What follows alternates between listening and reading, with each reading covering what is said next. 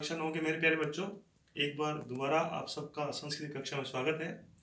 आइए अब हम स्वर संधि के अंतिम भाग यानी आयाती स्वर संधि को करते हैं। आयाती स्वर संधि में आय, आय, अब और आव ये चार शब्द बनते हैं। चार शब्द बनेंगे तो इसके चार नियम। हम नियम नंबर 1 की बात करते हैं। नियम नंबर 1 में फर्स्ट पद के अंत में यदि ए हो और सेकंड पद के शुरू में यदि ए या आई को छोड़कर कोई भी स्वर हो तो ए को अय हो जाता है। क्या हो जाता है? अय। जैसे बोला गया ने प्लस अनम या ने धन अनम, ये पहला पद और ये दूसरा पद। अब इसका वर्ण विच्छेद करते हैं तो न ये आया ए और ये अनम। अब देखें क्लास, पहले पद के अंत में हमें मिल गया ए और सेकंड पद के शुरू में मिल गया हमें अ, तो इस ए को क्या कर दें? अय कर दें।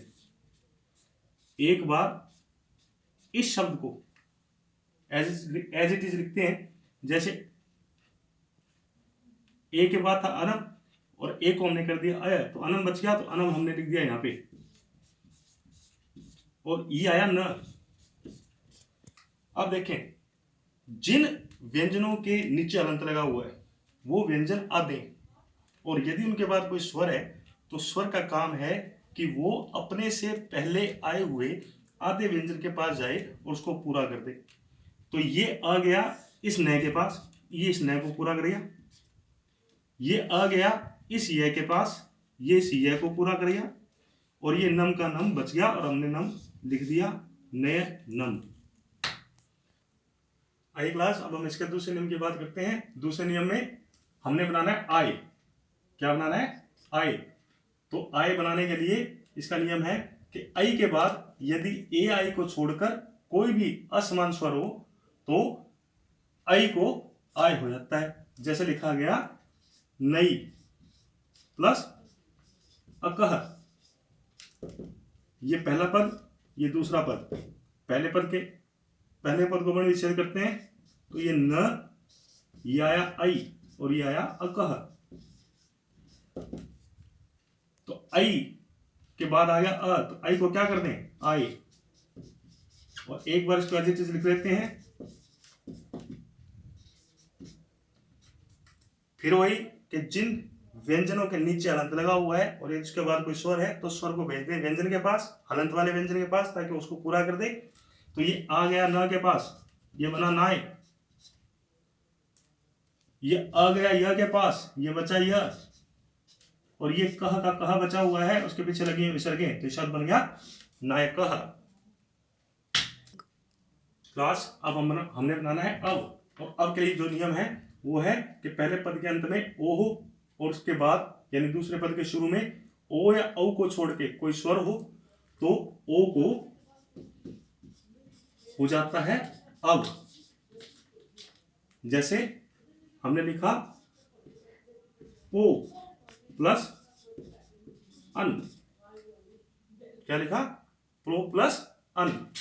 अब ये पहला पद और ये दूसरा पद वर्ण विच्छेद करते हैं तो पहले शब्द के अंत में हमें मिलता है ओ और दूसरे शब्द के शुरू में मिल जाता है अ। तो इस ओ को क्या कर दे हम? अब। और एक बार फिर शब्द को एज इट इज लिख लेते हैं। ये लिखा। अब जिन व्यंजनों के नीचे हलंत लगा हुआ है यदि उसके बाद कोई स्वर है तो स्वर को उस हलंत व्यंजन के पास भेज दें ताकि वो उसकी आवाज को पूरा कर दे। ये गया इसके पास तो ये बना प पूरा, ये गया इसके पास तो ये वह पूरा, और ये ने शब्द क्या बन गया? पवन। ओके क्लास, अब हम आव बनाना सीखेंगे। आव कैसे बनता है और इसका जो नियम है वो है कि पहले पद के अंत में यदि औ हो और दूसरे पद के शुरू में ओ या औ को छोड़कर कोई भी स्वर हो तो औ को हो जाता है आव। जैसे लिखा गया नौ प्लस इकह, ये पहला पद और ये दूसरा पद।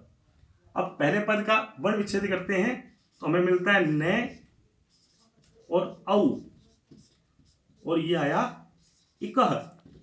अब देखें, पहले पद के अंत में क्या मिला हमें? औ, और उसके बाद आ गया ई। तो औ के बाद आया असमान स्वर, इस कारण से औ को क्या करते हैं हम, आव। क्या करते हैं, आव। और एक बार शब्द पूरा लिख दें। अब जिन व्यंजनों के नीचे हलंत लगा हुआ है, यदि उसके बाद कोई स्वर है तो स्वर को उस हलंत व्यंजन के पास भेज दें। जैसे ये न हलंत है, इसके बाद आया आ, इसको इसके पास भेज दें तो ये हो गया ना। ये व के बाद बैठा है छोटा ई, तो छोटे ई के लिए क्या करें हम, ये छोटे की मात्रा व के लगा दें। और फिर आया क, और क के बाद बची हुई है विसर्गें, शब्द बना नाविका। ओके क्लास, ये आपकी स्वर संधि कंप्लीट हुई। मैं सोमवार को आपसे एक ऑनलाइन टेस्ट लूंगा, आपको कुछ स्वर संधि के शब्द दूंगा, उन शब्दों में आप संधि करें, आपके आंसर मुझे आप भेजें, ताकि मुझे भी पता चले कि आप इस संधि जैसे टॉपिक को कितना समझ पाए हैं। 2 दिन है आपके पास, 2 दिन आप इस संधि की रिवीजन करें।